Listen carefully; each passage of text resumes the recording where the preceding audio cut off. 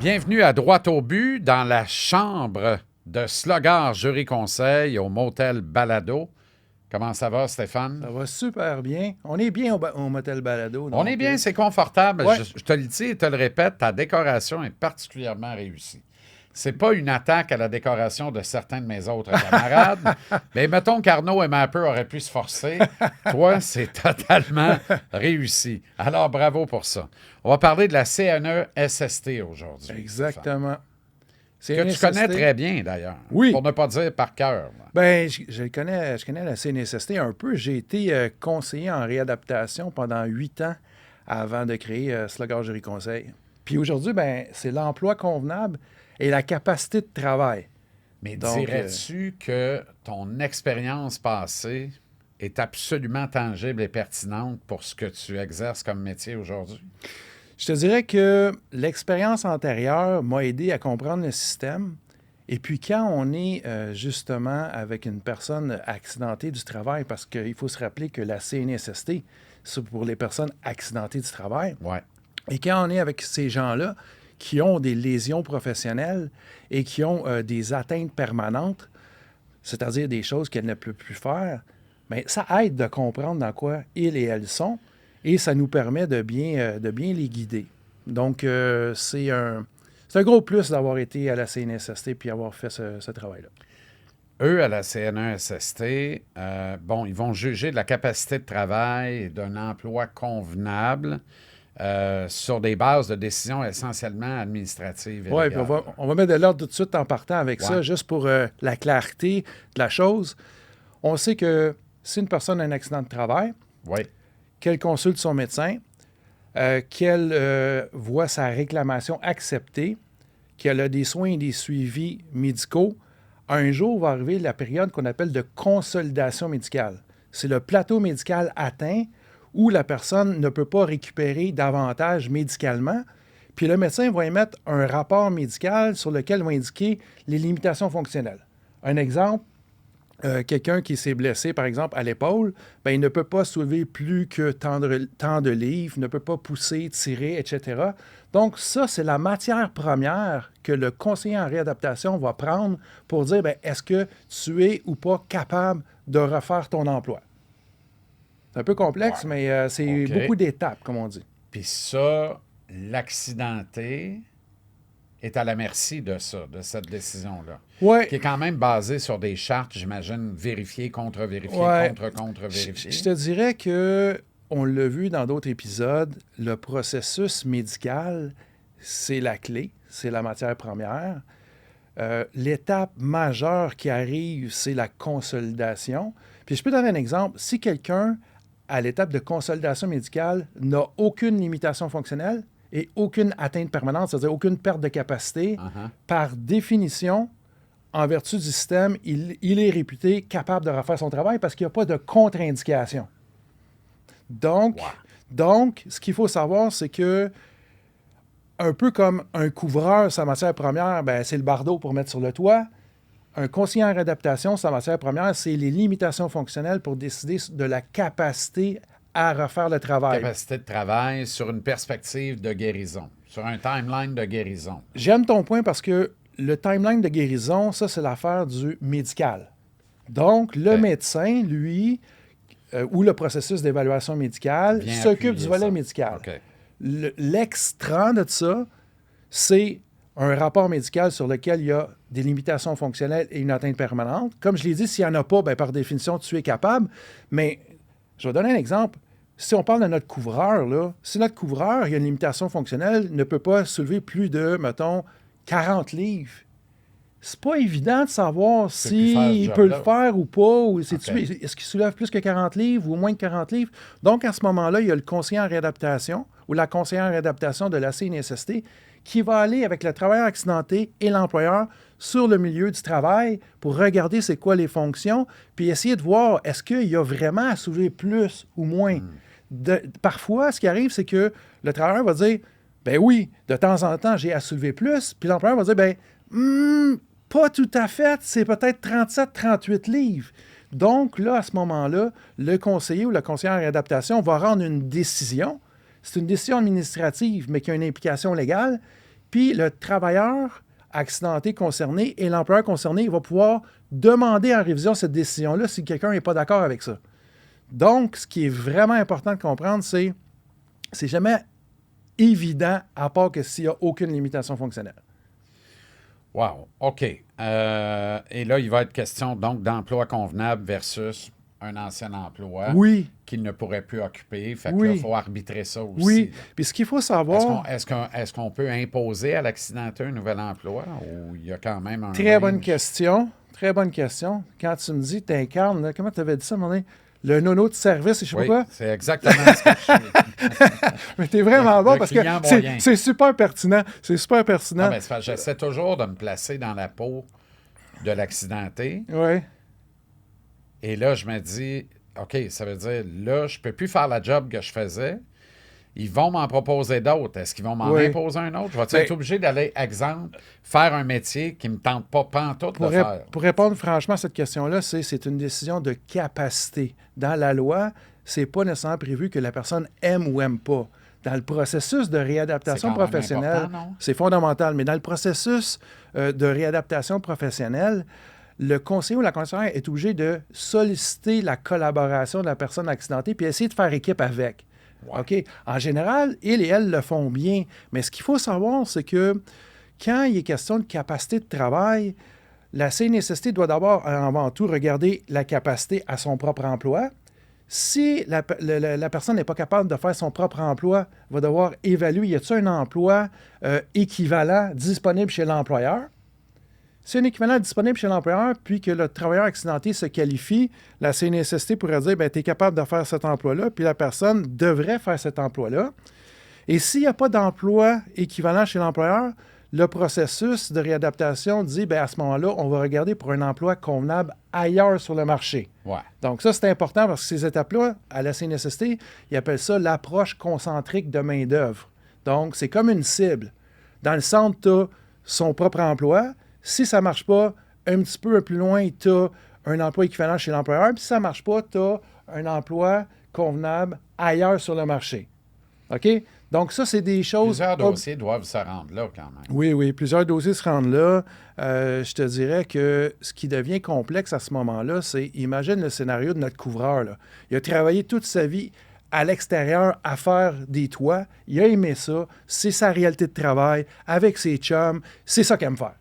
Là, il arrive l'accident, exemple, au bras, s'il a chuté ou n'importe quoi, il est blessé au bras, il ne peut pas refaire ce travail-là. L'employeur, souvent dans ce domaine-là, il n'y a pas vraiment d'autres emplois équivalents à offrir parce que c'est des gars de chantier. Là, la CNSST doit regarder avec le travailleur accidenté, est-ce qu'il y a un autre emploi sur le marché du travail qu'il pourrait faire? De temps en temps, il arrive avec des solutions comme un emploi non spécialisé de bureau ou à l'intérieur dans un réno-dépôt, quelque chose comme À ça. l'autre bout du spectre de ce qu'il devrait faire. De ce qu'il aime, de ce qui est sa réalité de vie, etc. Mais là, ce qui est important de savoir, c'est que quand on parle d'un emploi convenable ailleurs sur le marché, il y a des critères que le conseiller et la conseillère d'adaptation doit respecter. Bon. Est-ce que c'est un emploi... Oui, vas-y. Non, mais c'est parce que je me dis, à ce moment-ci, c'est probablement le moment clé pour dire que cette balado que vous écoutez, c'est un truc qui sert à vous informer puis à vulgariser les notions générales. Oui. En aucun cas, ça constitue un avis juridique concret et ça ne remplace pas une consultation personnalisée Exact. avec un avocat parce que chaque situation est différente, évidemment. Donc, on est, nous, dans les généralités pour vous établir des repères importants. Exact. Et pour obtenir un conseil adapté à votre situation, il faut consulter un avocat. Cet homme n'en est pas un, mais il en connaît et des bons qui sont à sa solde chez Slogar, Jury, Conseil. Exact. Alors, une fois qu'on a réglé tout ça, dans cette fameuse mise en contexte-là, on rappelle que le rôle de la CNESST, c'est d'indemniser, de favoriser la réadaptation, de soutenir le retour au travail. Et là, tu nous as exprimé les étapes qui mènent à la réadaptation. 100%. Bon. Alors, on rappelle que la réadaptation n'arrive pas par surprise, qu'elle est le résultat d'un parcours bien précis, lequel a été bien identifié ici. Maintenant, qu'est-ce que l'approche, là je suis curieux, là, l'approche concentrique? C'est les éléments que j'ai mentionnés un peu plus tôt, là, l'espèce de cible. Là. OK, c'est ça qu'on appelle l'approche Oui, concentrique. oui, l'approche OK. concentrique de main-d'œuvre, en fait, c'est les règles du jeu pour le conseiller, la conseillère en réadaptation OK. qu'elle doit parcourir. C'est l'histoire de l'emploi, capacité à son emploi, un emploi équivalent chez l'employeur, puis un emploi convenable à l'extérieur. Je comprends. Oui, Je c'est ça, comprends. c'est ça. OK, parfait. OK. Fait qu'il y a une logique graduelle, Oui, bon, ainsi oui. de suite. OK. Fait que plus on s'éloigne de l'emploi d'origine, plus la logique devient purement administrative. C'est dans ça. le fond. Puis c'est là qu'on est rendu dans les explications qu'on donnait avant le disclaimer. C'est que pour que la personne ait un emploi convenable, ça doit respecter des critères. Le premier OK. critère, c'est que ça doit être un emploi approprié. C'est comme on a dit tantôt, notre couvreur est habitué à des emplois à l'extérieur, des emplois de chantier, des emplois manuels, mais sa réalité à lui, pour un emploi convenable, ce serait quelque chose qui tourne alentour de ce genre de métier-là. OK? Mais tu comprendras qu'il y a une marge de manœuvre, puis il y a de la subjectivité dans ça. OK. OK? Ensuite de ça, ben, l'emploi convenable doit lui permettre d'utiliser sa capacité résiduelle. Ça veut dire quoi? C'est que ben, notre couvreur qui est blessé à l'épaule, ben, il reste d'autres capacités. Et il a ses connaissances, il a son expérience dans le monde de la construction. Donc, il y a peut-être d'autres choses qu'on peut faire comme métier qui va utiliser ces capacités-là. OK. OK? Ensuite de ça, ben, il doit avoir des possibilités raisonnables d'embauche. La CNSST, le conseiller en adaptation, qui est un agent décideur, là, qui va émettre une décision, doit respecter le fait que cet emploi-là qui va déterminer ça soit disponible sur le marché du travail. Tu ne peux pas déterminer un titre d'emploi Alors que c'est théorique contingenté. Puis il y a pas de exact job. qui n'existe Je pas. comprends. OK? Ensuite de ça, ben, ça doit respecter, c'est sûr, ses limitations fonctionnelles, puis ça doit être sans danger pour sa santé et sa sécurité. Ça, c'est 5 critères de détermination d'un emploi convenable. Si on veut mettre ça clair pour les gens qui nous écoutent, dites-vous que la décision qui est prise par la CNSST doit respecter certains critères, pas nécessaire de toutes les connaître, mais juste de savoir que s'il y a quelque chose qui ne fait pas votre affaire, il y a peut-être 4 ou 5 façons différentes de détricoter, de défaire cet emploi convenable-là pour respecter vos droits et vos intérêts. Mais Ce qui n'a rien à voir avec la guérison, on s'entend. exactement. La guérison, c'est un processus médical qui appartient aux médecins et la question de réadaptation professionnelle, c'est une question, comme le dit son nom, de choses professionnelles, de capacité de travail. Parce que quand on a un accident de travail, notre réalité change, notre vie change. Travailler, c'est le droit le plus légitime qu'on a, puis c'est ça qui amène le pain et le beurre sur la table des gens. Donc, je pense qu'il est légitime de vouloir retourner en emploi puis de pouvoir gagner un revenu comme on gagnait avant. La seule chose qui arrive de temps en temps, c'est quand la personne est blessée, exemple notre couvreur qui a eu beaucoup d'heures de travail, qui est rendu, puis là je ne suis pas sûr que ça s'applique, là, mais souvent on entend le terme de compagnon, là, c'est-à-dire quelqu'un qui a beaucoup d'heures en construction puis qu'il a un super bon salaire, bien ça se peut qu'il ne soit pas en mesure de gagner un même salaire quand il va avoir un emploi convenable qui va être déterminé dans une autre chose. Donc, il arrive un écart entre les deux. Ça, cet écart-là est compensé à la CNSST une fois que l'emploi convenable est déterminé par ce qu'on appelle une indemnité réduite de remplacement de revenus. Donc ce qu'il faut savoir, c'est que normalement, quand la personne a son accident, qui a un salaire indemnisé qui est 90 du salaire net, quand il n'est pas capable de faire son emploi, quand il n'y a pas d'emploi chez l'employeur puis qu'on doit aller en emploi convenable ailleurs, mais il y a un droit à gagner le même salaire. Mais si sa capacité de travail dans ce nouveau domaine-là, compte tenu de ses limitations, est moins élevée qu'avant, la loi prévoit qu'il y a une indemnité de remplacement de revenus réduit qui va exister pour compenser, OK, je comprends. qui arrive après ce qu'on appelle une année de recherche d'emploi. Donc, je ne veux pas être trop technique, là, mais ce qu'il faut savoir, c'est que la personne a un emploi convenable déterminé. Si l'emploi convenable lui permet de gagner le même revenu, il n'y aura pas d'indemnité de remplacement de revenus réduit. Si l'emploi ne lui permet pas de gagner autant, puis ça, c'est une estimation du salaire faite par la CNSST en vertu de ce qu'on appelle des monographies professionnelles, là, Repère, entre autres, c'est un outil, mais il faut juste savoir que, pour garder ça simple, il faut savoir que quand tu as un accident de travail, tu as une capacité de travail, tu as le droit d'avoir le même revenu après. Sinon, la CNSST va compenser une portion. Et, OK, puis ce qu'il faut retenir dans le concept de la réadaptation notamment, c'est que celle-ci commence quand la médecine dit et signe en bas de la feuille, nous autres, on ne peut pas faire mieux. Exact. Puis ça... What you see is what you get, you get. Le terme... oui, puis you get, ce qu'elle doit savoir, c'est que c'est quand il y a la consolidation médicale puis qu'on établit une atteinte permanente, c'est-à-dire une perte de capacité par pourcentage qui donne un montant forfaitaire, puis des limitations fonctionnelles. OK, parfait. Bon, maintenant, rôle central des limitations fonctionnelles. Oui. Ça, le rôle central, c'est la matière première pour le conseiller en réadaptation pour déterminer son emploi convenable si la personne est incapable de refaire son emploi et si la personne n'a pas d'emploi équivalent chez son employeur. Donc, c'est la matière première. C'est là où ça intervient. Exact. OK. Fait que ça vient évidemment du processus médical, de ce que la personne peut faire et pas faire, ce que tu nous as bien expliqué, là. Oui. OK, parfait. Puis à la CNESST, on se base presque exclusivement là-dessus, les limitations fonctionnelles. Là. Exact. C'est-à-dire que c'est comme le droit de veto, dans le fond. Oui, c'est que tu n'aimes pas le titre de l'emploi convenable, que tu n'aimes pas ce qui va avec, si tu es réputé être capable de faire ça, ça pourrait être un emploi convenable. Mais j'insiste, les conseillers en réadaptation et les conseillers en réadaptation de la CNSST doivent solliciter la collaboration du travailleur et de la travailleuse accidentée. Donc, en général, ils et elles considèrent tout de même l'intérêt de la personne accidentée, même si ce n'est pas une obligation prévue dans la loi. OK. Peux-tu nous dire ce qu'est, pour bien résumer tout ça, l'IRRR? Oui. I-indemnité OK. réduite de remplacement de revenus. OK, parfait. C'est la somme que la CNSST va payer après l'année de recherche d'emploi pour compenser la perte de capacité de gain entre le salaire de l'emploi convenable et... ce que tu as exprimé. Exact.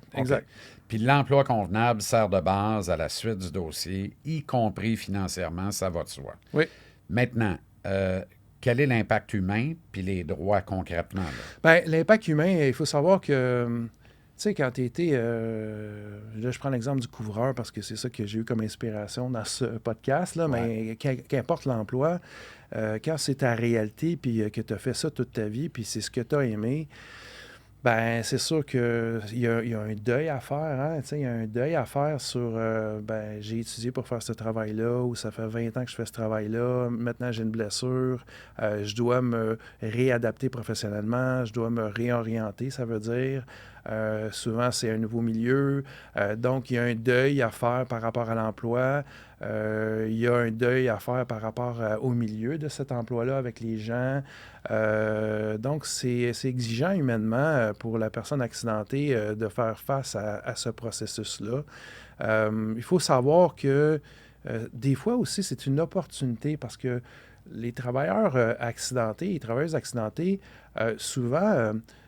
ils et elles ont perduré en emploi, puis il y a eu des signes un peu de la vie qui démontraient que ça devenait de plus en plus difficile. Arrive l'accident, je comprends que c'est un moment qui est difficile, qui est triste, qu'il y a des deuils, mais et si c'était une opportunité de se réadapter? Oui, parce que qu'est-ce qui arrive, c'est que de la façon dont ça fonctionne, le temps que le conseiller, la conseillère va identifier un nouvel emploi convenable, pendant ce temps-là, l'indemnité de remplacement de revenus régulier continue à rentrer. Ouais. Donc, le travailleur et travailleuse accidenté reçoit ses indemnités, fait un processus de réadaptation, réorientation. Si vous faites ce processus-là de façon consciente, avec une bonne intention, il y a peut-être une opportunité pour les prochaines années de trouver un emploi ou d'identifier un emploi qui va être quelque chose d'intéressant, une nouveauté. Puis tout ça, quand même, en recevant des indemnités. Puis de temps en temps, pour rendre le travailleur ou la travailleuse capable de faire ça, bien, il peut y avoir des formations de courte durée offertes par la CNSST qui, à ce moment-là, vont être payées par la CNSST. Donc, tu peux après l'épreuve de l'accident, l'épreuve des limitations fonctionnelles, l'épreuve du deuil et tout ça, dire, oh, et si j'avais une opportunité pour un nouvel emploi, payé avec des indemnités de remplacement de revenus, ma formation payée, puis là, je me réadapte, puis une nouvelle aventure commence, ça peut être intéressant aussi, là, tu sais. Parce que ça va démêler l'incompréhension, calmer le stress. Oui, oui. Puis peut-être calmer aussi le sentiment d'injustice. Oui, Stéphane. oui. Bien, je vais le dire comme ça. Il n'y a rien de mieux. À la base, on comprend que la personne ne fait pas exprès pour se retrouver devant la Mais non, c'est ça. Sauf quelques cas là, de Paul Bougon, mais Oui, encore. oui. En général, puis là, des quelqu'un veut travailler, gagner des Ouais. sous, gagner sa croûte, être autonome financièrement, Ouais. contribuer, au revenu familial, voire à son propre revenu, être capable d'être un citoyen du monde. Exact. Tu sais, que- des Paul Bougon, il y en a dans toutes les sphères de la société, Exact. dans toutes les... Peu importe. Même il y en au a, hockey. il y en a même au hockey. Oui, effectivement. Donc... OK, alors comprendre ses droits, ça fait partie du processus. Oui, Ça, c'est très important. oui. OK. OK, parfait. Fait que, bon, ben, il nous reste un peu de temps.